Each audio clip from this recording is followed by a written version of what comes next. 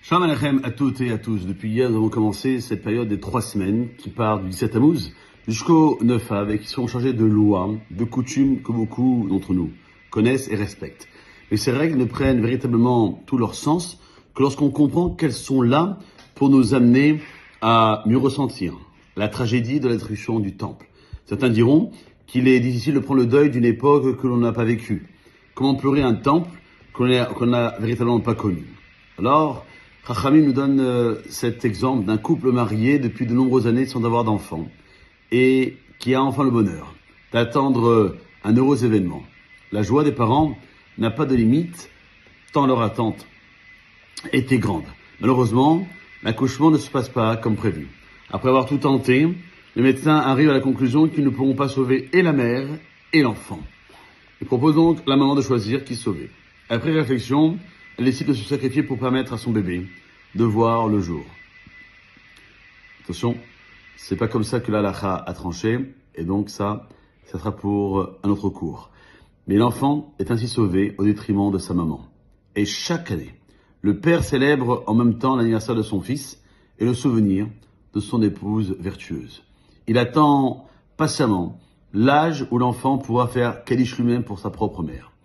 Une fois cet âge atteint, on demande au fils de faire le Kaddish pour sa mère, mais ce dernier n'est pas très motivé.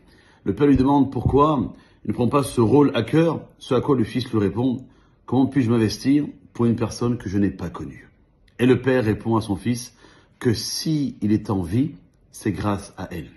Le fait qu'elle lui ait offert sa vie est une raison suffisante pour se sentir concerné et proche d'elle. Mes chers amis, au moment de la destruction du Beth Amikdash, du temple, il y a quasiment 2000 ans, Dieu voulait détruire le peuple à cause de nos fautes. Mais le peuple a servi de fusible et nous a ainsi évité le pire. Ressentir cette reconnaissance, elle peut nous aider à nous sentir concernés par la perte de la maison d'Akadosh Baruch Hu, même s'ils ne l'ont pas encore reconnu, mais on a quand même quelques éléments, comme les synagogues, comme les centres d'études. Comme dit la paracha de la semaine dernière, dans Balak, Ma tovu alecha Yaakov, Mishkenotecha Israël, et de rappeler, c'est ce que disait Israël Avinu dans la paracha de Toldot. Akol kol Yaakov, Yadayim et Esav. Oui, c'est vrai que la voix est celle de Yaakov, mon fils, mais lorsque je touche tes mains, ce sont celles de Esav.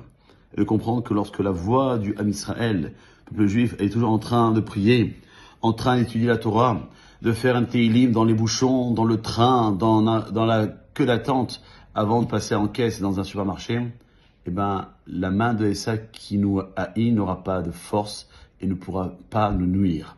Mais si notre voix, elle reste muette, elle ne parle pas de Torah, elle ne prononce pas de Teilim, de Tfila, de Brachot avant de manger, avant de dire merci à Kadosh Baruch Hu pour tel ou tel événement, alors Chas Shalom, ce sont nos ennemis qui auront le pouvoir.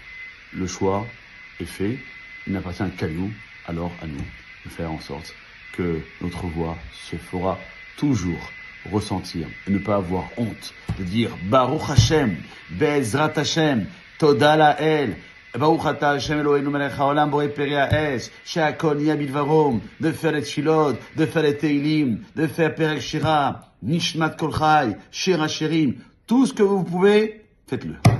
Passez une bonne journée.